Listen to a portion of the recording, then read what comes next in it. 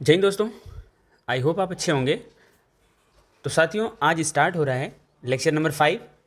तो यहाँ से स्टार्ट करते हैं क्वेश्चन नंबर 4 से। क्वेश्चन है, किसने भारतीय संविधान की संशोधन विशेषता की प्रशंसा करते हुए कहा कि संशोधन प्रक्रिया में यह विविधता बुद्धिमानी है लेकिन बहुत कम पाई जाती है। तो केसी वेयर ने कहा था। नेक्स्ट पॉइंट जानेंगे कि सहकारी संवाद ग्रेनविल ऑस्टिन ने दिया। केंद्रीकरण की प्रवृत्ति वाला संवाद जो है संघवाद आइवर जेनिंग्स ने दिया था। अर्ध संघवाद केसी वेयर ने दिया था। और सौदेबाजी संघवाद जो है मॉरिस जॉनसन ने दिया था।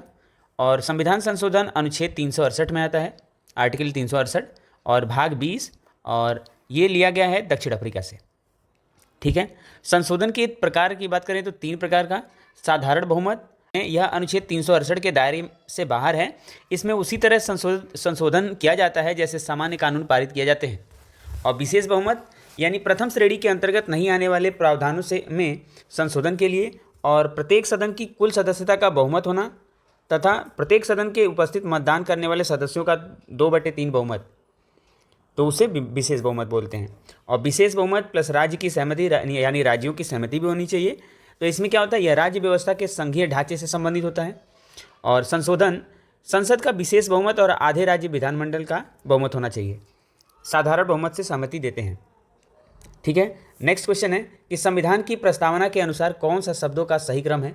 तो संप्रभु, समाजवादी, धर्मनिरपेक्ष, लोकतांत्रिक और गणतंत्र, ये जो है शब्दों का सही क्रम है। उद्देश्य प्रस्ताव 13 दिसंबर 1946 को जवाहरलाल नेहरू द्वारा 22 जनवरी 1947 को अपनाया गया। और प्रस्तावना यानी कि संविधान का आईडी कार्ड N.A. पालखीवाला, संविधान की कुंडली K.M. मुंशी, प्रस्तावना ग्रहण USA से, और स्वतंत्रता, समानता, बंधुता यानी फ्रांस से ग्रहण किया गया ये शब्द। और न्याय यानी सामाजिक, आर्थिक और राजनीतिक, ये जो है USSR से लिया गया।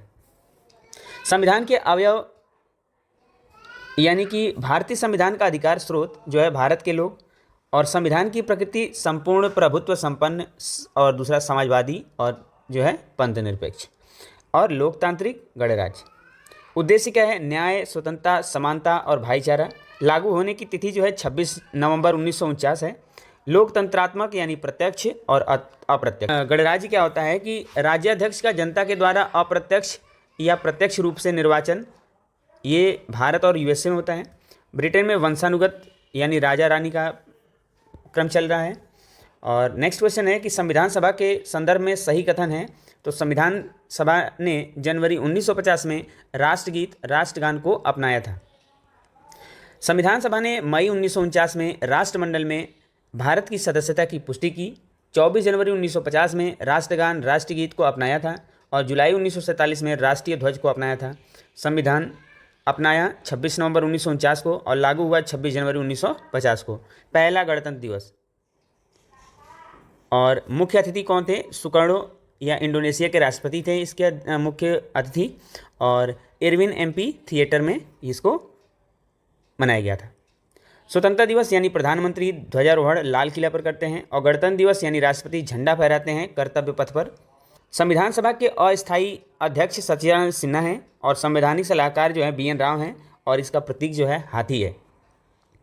सिंधु घाटी सभ्यता में किस स्थान पर ईंटों से बनी संरचना की पहचान जहाज़ों को खड़ा करने और माल संभालने के लिए बने गोदी के रूप में की गई है। तो लोथल। खोज की बात करें तो हड़प्पा दयाराम साहनी 1921 में, मोहनजोदड़ो राखलदास बनर्जी 1922 में खोजा गया। तात्कालिक भारतीय पुरातत्व सर्वेक्षण विभाग के अध्यक्ष कौन है, जॉन मार्शल हैं यानी जॉन मार्शल हैं। और भारतीय पुरातत्व सर्वेक्षण विभाग के पिता जो है अलेक्जेंडर कनिंघम हैं। और धौलावीरा खादिरवेट द्वीप जो है गुजरात, अत्यधिक उन्नत जल प्रबंध है। नेक्स्ट बात करें कि नगर नियोजन। हड़प्पा सभ्यता की सबसे अनोखी विशेषता जो है शहरी केंद्रों का विकास। गढ़ और निचला शहर जो है, गढ़ की बात करें तो ऊंचे चबूतरे पर बनाया गया था। आकार निचले शहर की अपेक्षा छोटा था। और निचला शहर यानी कि यह शहर के निचले हिस्से में था। नगर का यह भाग गढ़ से कहीं अधिक बड़ा था। आवासीय आवास था। चनहुदड़ों में गढ़ नहीं पाए गए। धौलावीरा 3 भागों में विभाजित था, गढ़, मिडल टाउन और निचला शहर। इतना ध्यान रखेंगे। और लिपि वहाँ पे चित्रात्मक लिपि थी, बोस्टोफेडन कहा गया। और दाएं से बाएं, फिर बाएं से दाएं फिर दाएं से बाएं, ये क्रम रहा उनके लिखने का। और लोथल जो है गुजरात में है, प्राकृतिक बंदरगाह है, जहाज़ बनाने का स्थान, टेराकोटा जहाज, आग की बेदी और संयुक्त दफन। राखीगढ़ी यानी भारत का सबसे बड़ा सिंधु घाटी स्थल हरियाणा में है, घग्गर नदी के किनारे। और चनहुदड़ो यानी बिना गढ़ का स्थल यानी पाकिस्तान में। ठीक है, अभी यहीं तक क्वेश्चन रखते हैं और नेक्स्ट क्वेश्चन हम नेक्स्ट लेक्चर में बात करेंगे।